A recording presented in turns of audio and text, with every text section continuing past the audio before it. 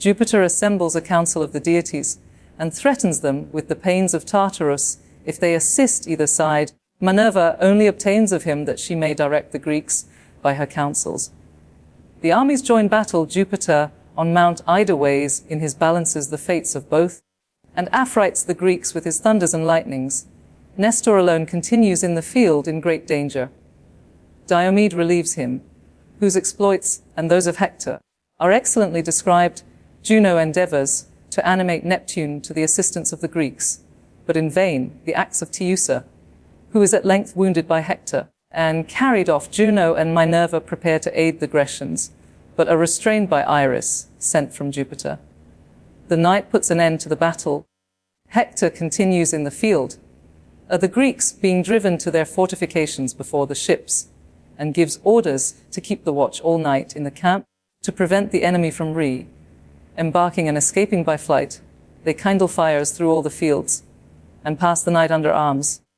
The time of 27 days is employed from the opening of the poem to the end of this book. The scene here, except of the celestial machines, lies in the field towards the seashore. Aurora now, fair daughter of the dawn, sprinkled with rosy light the dewy lawn, when Jove convened the senate of the skies, where high Olympus' cloudy tops arise.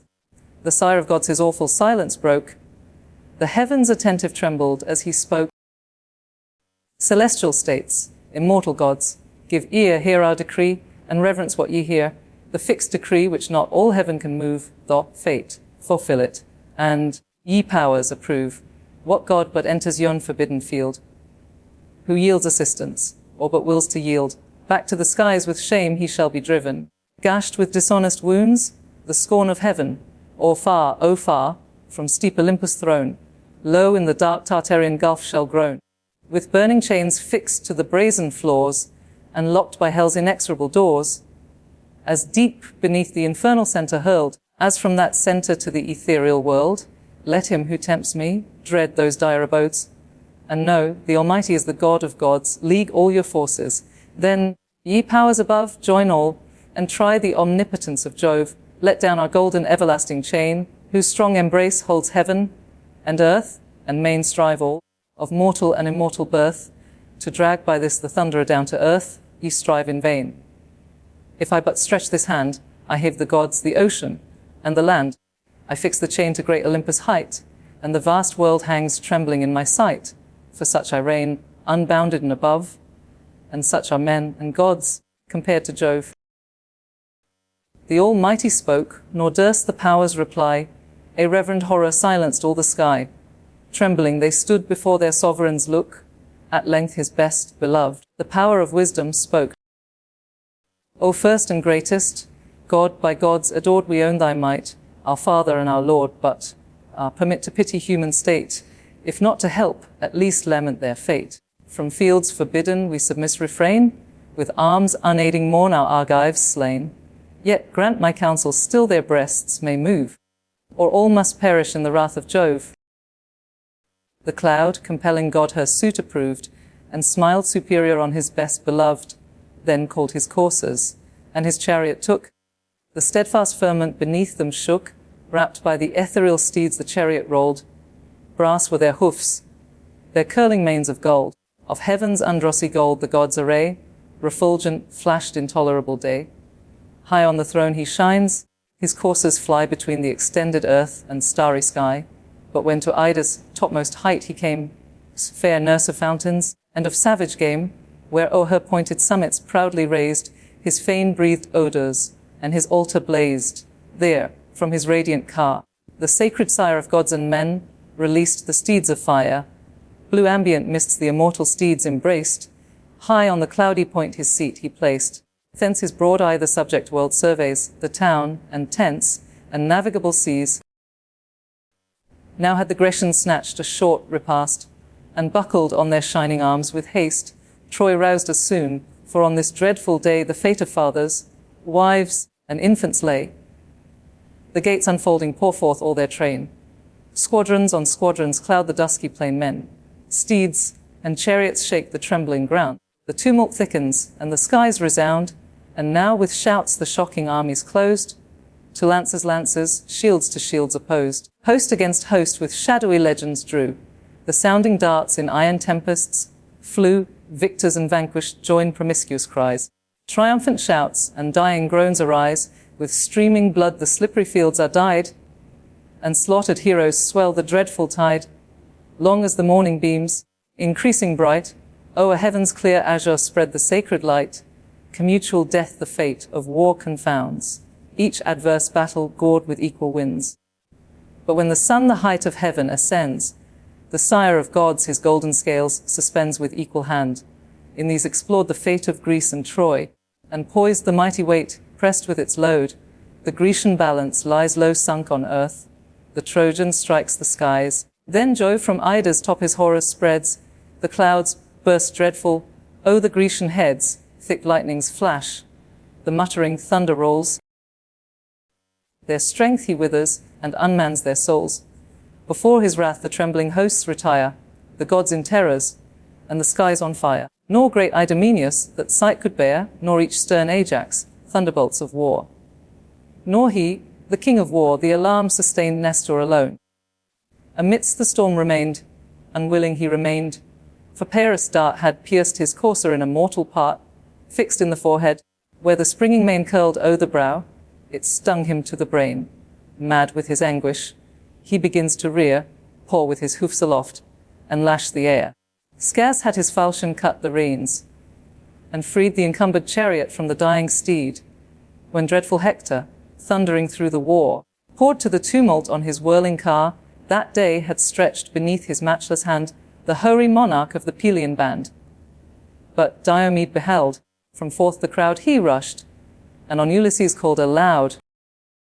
Whither, oh, whither does Ulysses run? O, flight unworthy Laertes' son?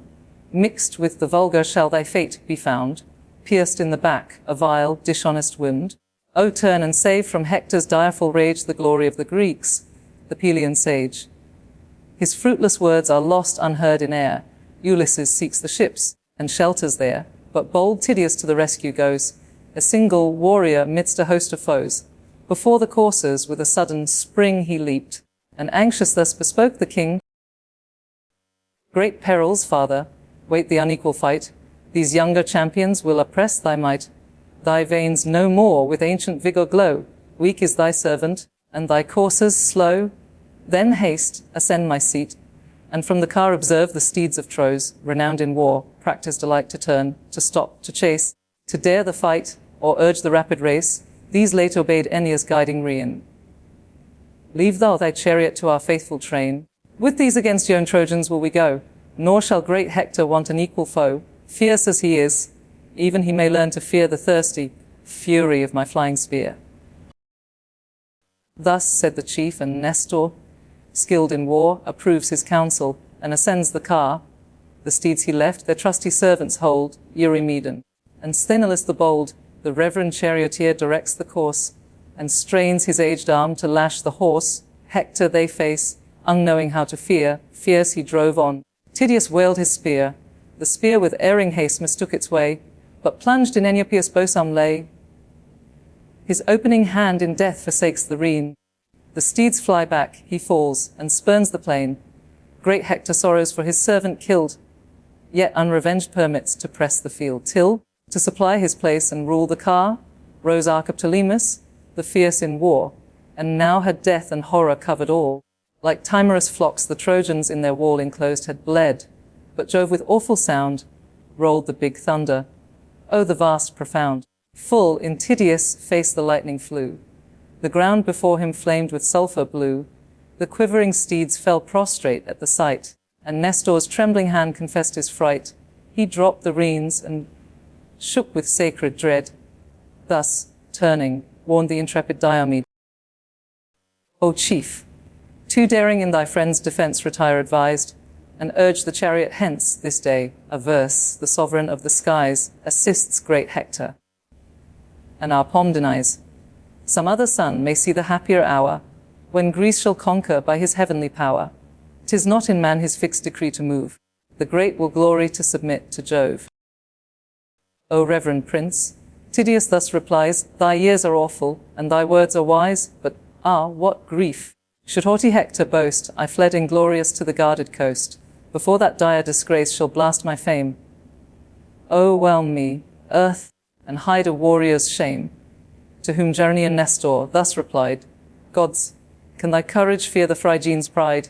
Hector may vaunt, but who shall heed the boast? Not those who felt thy arm, the Dardan host, nor Troy, yet bleeding in her heroes lost, not even a Phrygian dame, who dreads the sword that laid in dust her loved, lamented lord.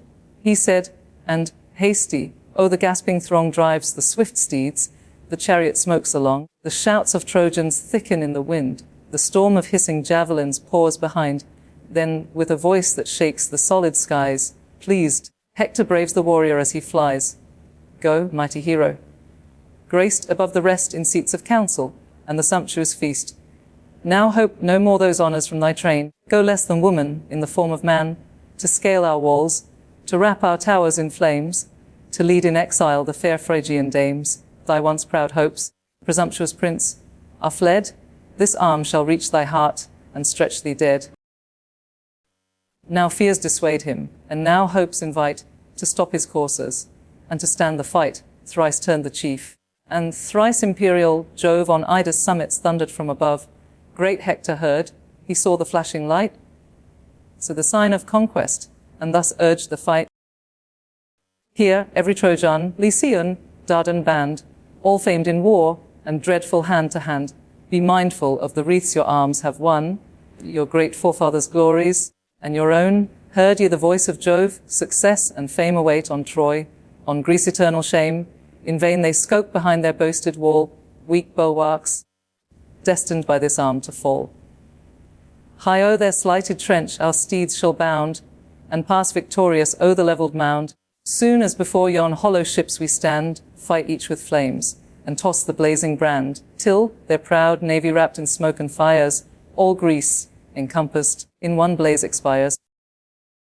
Furious he said, then bending over the yoke, encouraged his proud steeds, while thus he spoke. Now, Xanthus Aethonlampus, urge the chase, and thou, Podargus, prove thy generous race, be fleet, be fearless, this important day, and all your masters well spent care repay, for this, high-fed, in plenteous stalls ye stand, served with pure wheat, and by princess's hand. For this my spouse, of great Abe Chashan's line, so oft has steeped the strengthening grain in wine.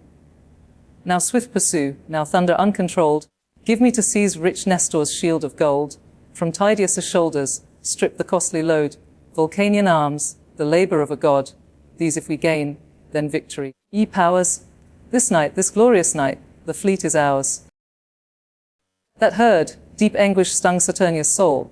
She shook her throne, that shook the starry pole, and thus to Neptune, Thou, whose force can make the steadfast earth from her foundations shake, cease thou the Greeks, by fates unjust oppressed, nor swells thy heart in that immortal breast.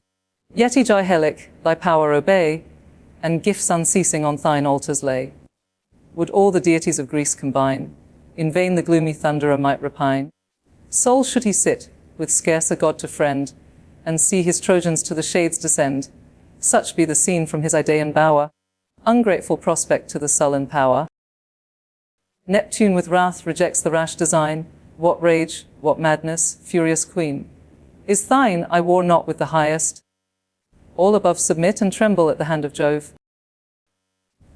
Now godlike Hector, to whose matchless might Jove gave the glory of the destined fight, squadrons on squadrons drives, and fills the fields with close ranged chariots, and with thickened shields, where the deep trench in length extended lay.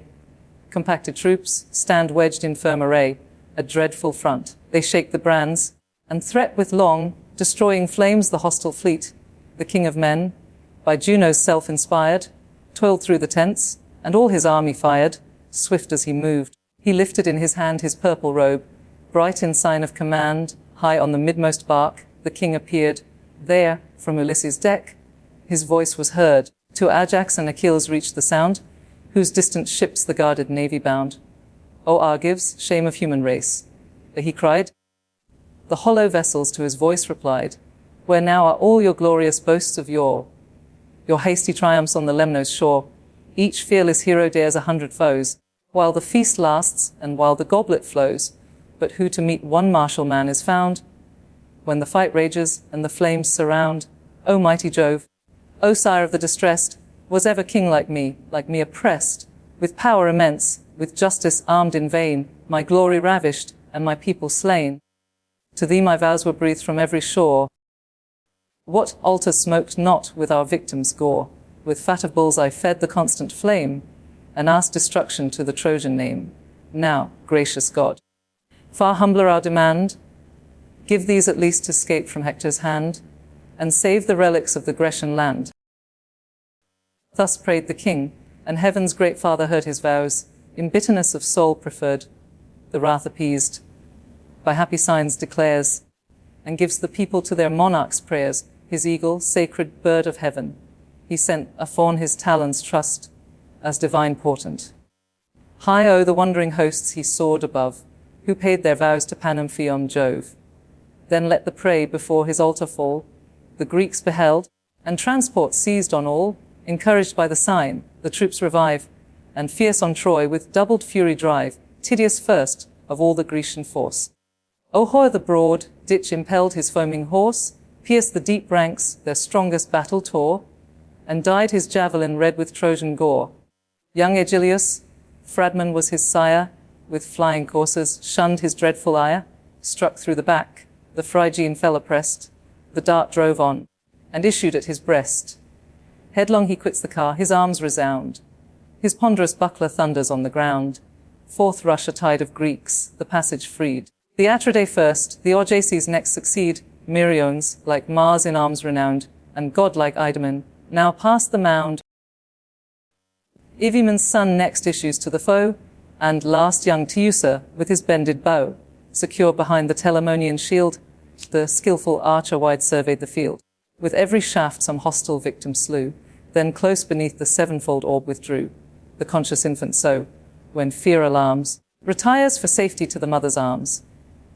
Thus Ajax guards his brother in the field, moves as he moves, and turns the shining shield, who first by Teucer's mortal arrows bled, Orsilochus, then fell Ormenus dead. The godlike Lycophon next pressed the plain, with Chromius Data, Ophelestes slain. Bold Hamopon breathless sunk to ground, the bloody pile great Mel on Nepos crowned. Heaps fell on heaps, sad trophies of his art, a Trojan ghost attending every dart. Great Agamemnon views with joyful eye, the ranks grow thinner as his arrows fly. O youth forever dear! The monarch cried thus, always thus, thy early worth be tried. Thy brave example shall retrieve our host, thy country's saviour, and thy father's boast, sprung from an alien's bed thy sire to grace. The vigorous offspring of a stolen embrace, proud of his boy, he owned the generous flame, and the brave son repays his cares with fame. Now hear a monarch's vow, if heaven's high powers give me to raise Troy's long defended towers, whatever treasures Greece for me design, the next rich honorary gift be thine, some golden tripod or distinguished car, with coursers dreadful in the ranks of war, or some fair captive, whom thy eyes approve, shall recompense the warrior's toils with love. To this the chief, with praise the rest inspire, nor urge a soul already filled with fire. What strength I have be now, in battle tried, till every shaft in Phrygian blood be dyed. Since rallying from our wall we forced the foe, still aimed at Hector have I bent my bow. 8 forky arrows from this hand have fled, and 8 bold heroes by their points lie dead. But sure some god denies me to destroy this fury of the field, this dog of Troy. He said, and twanged the string, the weapon flies at Hector's breast, and sings along the skies. He missed the mark, but pierced Gorgithio's heart, and drenched in royal blood the thirsty dart, the fair Castianira, nymph of form divine. This offspring added to King Priam's line. As full-blown poppies, overcharged with rain, decline the head, and drooping kiss the plain, so sinks the youth, his beauteous head, depressed beneath his helmet, drops upon his breast. Another shaft the raging archer drew, that other shaft with erring fury flew. From Hector, Phoebus turned the flying wound, yet fell not dry or guiltless to the ground. Thy breast, brave Archeptolemus. It tore, and dipped its feathers in no vulgar gore. Headlong he falls, his sudden fall alarms the steeds, that startle at his sounding arms. Hector with grief his charioteer beheld all pale, and breathless on the sanguine field, then bids Cebrians direct the rein, quits his bright car, and issues on the plain. Dreadful he shouts, from earth a stone he took, and rushed on Teucer with the lifted rock. The youth already strained the forceful yew, the shaft already to his shoulder drew, the feather in his hand just winged for flight, touched where the neck and hollow chest unite.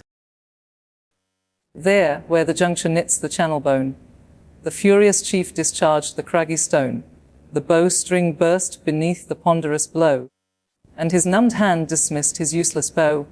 He fell, but Ajax his broad shield displayed, and screened his brother with the mighty shade, till great Alastor and Mecistheus bore the battered archer groaning to the shore.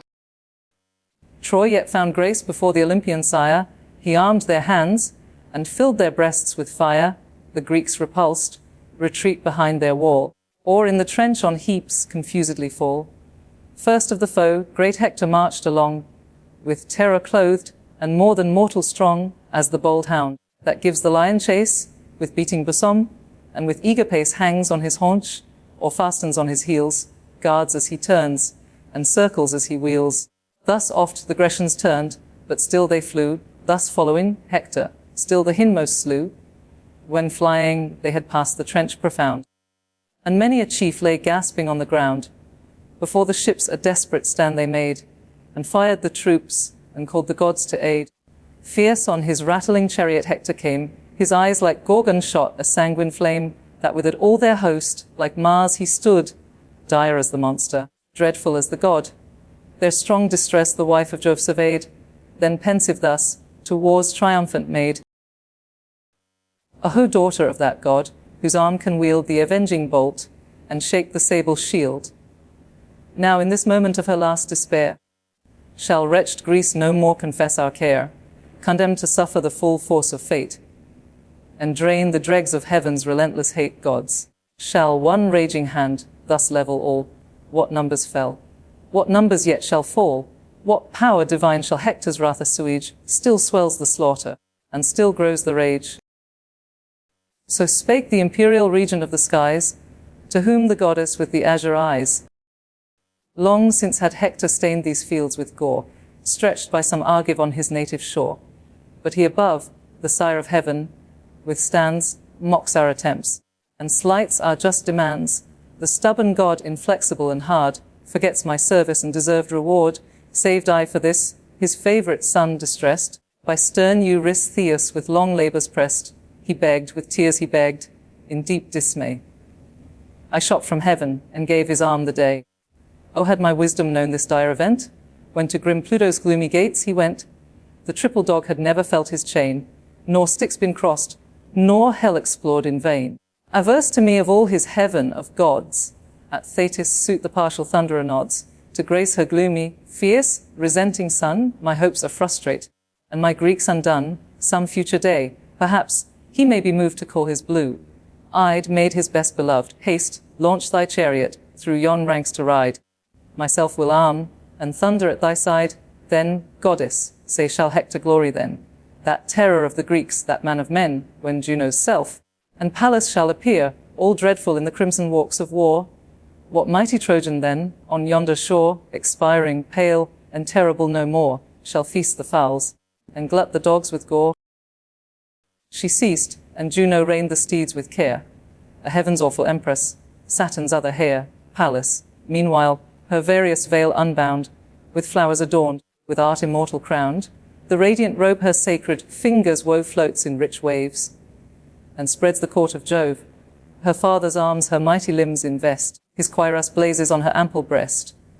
The vigorous power the trembling car ascends, shook by her arm, the massy javelin bends, huge, ponderous, strong, that when her fury burns proud tyrants humbles, and whole hosts o'erturns. Saturnia lends the lash, the coursers fly, smooth glides the chariot through the liquid sky. Heaven's gates, spontaneous, open to the powers, heaven's golden gates, kept by the winged hours, commissioned in alternate watch they stand. The sun's bright portals and the sky's command, close or unfold, the eternal gates of day bar heaven with clouds, or roll those clouds away. The sounding hinges ring, the clouds divide. prone down the steep of heaven their course they guide. But Jove, incensed, from Ida's top surveyed, and thus enjoined the many-coloured maid, Jaina minar vigioing to assaisati garaix. Thomantia, mount the winds, and stop their car, against the highest who shall wage the war. If furious yet they dare the vain debate, thus have I spoke, and what I speak is fate. Their coursers crushed beneath the wheels shall lie, their car in fragments, scattered o'er the sky. My lightning these rebellious shall confound, and hurl them flaming, headlong to the ground, condemned for 10 revolving years, to weep the wounds impressed by burning thunder deep. So shall Minerva learn to fear our ire, nor dare to combat hers and nature's sire. For Juno, headstrong and imperious still, she claims some title to transgress our will. Swift as the wind, the various-coloured maid, from Ida's top her golden wings displayed, to great Olympus' shining gate she flies. There meets the chariot rushing down the skies, restrains their progress from the bright abodes, and speaks the mandate of the sire of gods. What frenzy, goddesses! What rage can move celestial minds to tempt the wrath of Jove? Desist, obedient to his high command. This is his word, and know his word shall stand. His lightning your rebellion shall confound, and hurl ye headlong, flaming to the ground. Your horses crushed beneath the wheels shall lie, your car in fragments, scattered o'er the sky, yourselves condemned 10 rolling years to weep the wounds impressed by burning thunder deep. So shall Minerva learn to fear his ire, nor dare to combat hers and nature's sire. For Juno, headstrong and imperious still, she claims some title to transgress his will. But thee, what desperate insolence has driven to lift thy lance against the King of heaven? Then, mounting on the pinions of the wind, she flew, and Juno thus her rage resigned. O daughter of that god, whose arm can wield the avenging bolt, and shake the saber shield, no more let beings of superior birth contend with Jove for this low race of earth. Triumphant now miserably slain, they breathe or perish as the fates ordain. But Jove's high counsels full effect shall find, and, ever constant, ever rule mankind. She spoke, and backward turned her steeds of light, adorned with manes of gold, and heavenly bright. The hours unloosed them, panting as they stood, and heaped their mangers with ambrosial food. Their tide they rest in high celestial stalls, the chariot propped against the crystal walls. The pensive goddesses, abashed, controlled, mix with the gods, and fill their seats of gold. The has s from Jonos car. And now the thunderer meditates his flight from Ida's summits to the Olympian height. Swifter than thought, the wheels instinctive fly, flame through the vast of air, and reach the sky. 'Twas Neptune's charge his coursers to unbrace, and fix the car on its immortal base. There stood the chariot, beaming forth its rays, till with a snowy veil he screened the blaze. He, whose all-conscious eyes the world behold, the eternal thunderer sat, enthroned in gold. High heaven the footstool of his feet he makes, and wide beneath him all Olympus shakes. Trembling afar the offending powers appeared, confused and silent, for his frown they feared. He saw their soul, and thus his word imparts, Pallas and Juno. Say, why heave your hearts? Soon was your battle o'er. Proud Troy retired before your face, and in your wrath expired. But no, who our almighty power withstand? Unmatched our force, unconquered is our hand. Who shall the sovereign of the skies control? Not all the gods that crown the starry pole. Your hearts shall tremble if our arms we take, and each immortal nerve with horror shake. For thus I speak, and what I speak shall stand. What power soe'er provokes our lifted hand, on this our hill no more shall hold his place, cut off and exiled from the ethereal race. Juno and Pallas grieving hear the doom, but feast their souls on Ilion's woes to come. Though secret anger swelled Minerva's breast, the prudent goddess yet her wrath repressed. But Juno, impotent of rage, replies, What hast thou said, O tyrant of the skies? Strength and omnipotence invest thy throne, 'tis thine to punish, ours to grieve alone. For Greece we grieve, abandoned by her fate, to drink the dregs of thy unmeasured hate. From fields forbidden we submiss refrain, with arms unaiding see our Argives slain. Yet grant our counsels still their breasts may move, lest all should perish in the rage of Jove. The goddess thus, and thus the god replies, who swells the clouds and blackens all the skies. The morning sun, awaked by loud alarms, shall see the almighty thunderer in arms. What heaps of archives then shall load the plain? Those radiant eyes shall view, and view in vain, nor shall great Hector cease the rage of fight, the navy flaming, and thy Greeks in flight, even till the day when certain fates ordain that stern Achilles, his Patroclus slain, shall rise in vengeance, and lay waste the plain. For such is fate, nor canst thou turn its course with all thy rage, with all thy rebel force. Fly if thou wilt to earth's remotest bound, where on her utmost verge the seas resound, where cursed Ipetus and Saturn dwell, fast by the brink, within the streams of hell. No sun gilds the gloomy horrors there, no cheerful gales refresh the lazy air. There arm once more the bold Titanian band, and arm in vain, for what I will shall stand. Now deep in ocean sunk the lamp of light, and drew behind the cloudy veil of night. The conquering Trojans mourn his beams decayed. The Greeks rejoicing bless the friendly shade. The victors keep the field, and Hector calls a martial council near the navy walls. These to Scamander's bank apart he led, where thinly scattered lay the heaps of dead. The assembled chiefs, descending on the ground, attend his order, and their prince surround. A massy spear he bore of mighty strength. Of full 10 cubits was the lance's length. The point was brass, refulgent to behold, fixed to the wood with circling rings of gold. The noble Hector on his lance reclined, and, bending forward, thus revealed his mind. Why, valiant Trojans, with attention hear, ye Dardan bands and generous aids, give ear, this day we hoped, would wrap in conquering flame Greece with her ships, and crown our toils with fame. But darkness now, to save the cowards, falls, and guards them trembling in their wooden walls. Obey the night, and use her peaceful hours our steeds to forage, and refresh our powers. Straight from the town be sheep and oxen sought, and strengthening bread and generous wine be brought. Wide o'er the field, high blazing to the sky, let numerous fires the absent sun supply. The flaming piles with plenteous fuel raise, till the bright morn her purple beam displays, lest, in the silence and the shades of night, Greece on her sable ships attempt her flight. Not unmolested, let the wretches gain their lofty decks, or safely cleave the main. Some hostile wound let every dart bestow, some lasting token of the Phrygian foe wounds, that long hence may ask their spouses' care, and warn their children from a Trojan war.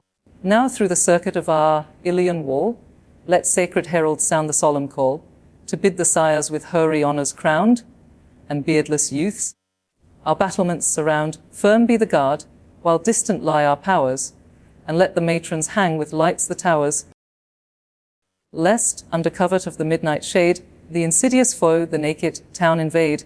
Suffice, tonight, these orders to obey. A nobler charge shall rouse the dawning day. The gods, I trust, shall give to Hector's hand from these detested foes to free the land, who ploughed, with fates averse, the watery way. For Trojan vultures of predestined prey, our common safety must be now the care. But soon as morning paints the fields of air, sheathed in bright arms let every troop engage, and the fired fleet behold the battle rage. Then shall Hector and Tydeus prove, whose fates are heaviest in the scales of Jove. Tomorrow's light, oh how haste the glorious morn, shall see his bloody spoils in triumph borne. With this keen javelin shall his breast be gored, and prostrate heroes bleed around their lord. Certain as this, oh, might my days endure from age inglorious, and black death secure. So might my life and glory know no bound, like Pallas worshipped, like the sun renowned. As the next dawn, the last they shall enjoy, shall crush the Greeks, and end the woes of Troy. The leader spoke, from all his host around, shouts of applause along the shores resound, each from the yoke, the smoking steeds untied, and fixed their headstalls to his chariot side. Fat sheep and oxen from the town are led with generous wine and all-sustaining bread. Full hecatombs lay burning on the shore, the winds to heaven the curling vapors bore. Ungrateful offering to the immortal powers, whose wrath hung heavy o'er the Trojan towers. Nor Priam nor his sons obtained their grace. Proud Troy they hated, and her guilty race. The troops exulting sat in order round, and beaming fires illumined all the ground, as when the moon, refulgent lamp of night, O'er heaven's pure azure spreads her sacred light, when not a breath disturbs the deep serene, and not a cloud o'ercasts the solemn scene. Around her throne the vivid planets roll, and stars unnumbered guiled the glowing pole. O'er the dark trees a yellower verdure shed, and tip with silver every mountain's head. Then shine the vales, the rocks in prospect rise. A flood of glory bursts from all the skies. The conscious swains, rejoicing in the sight, eye the blue vault, and bless the useful light. So many flames before proud Ilion blaze, and lighten glimmering Xanthus with their rays. The long reflections of the distant fires gleam on the walls, and tremble on the spires. 1,000 piles the dusky horrors gild, and shoot a shady lustre o'er the field. Full 50 guards each flaming pile attend, whose umbered arms by fits thick flashes send. Loud neigh the coursers o'er their heaps of corn, and ardent warriors wait the rising morn. Te siled off Achilles.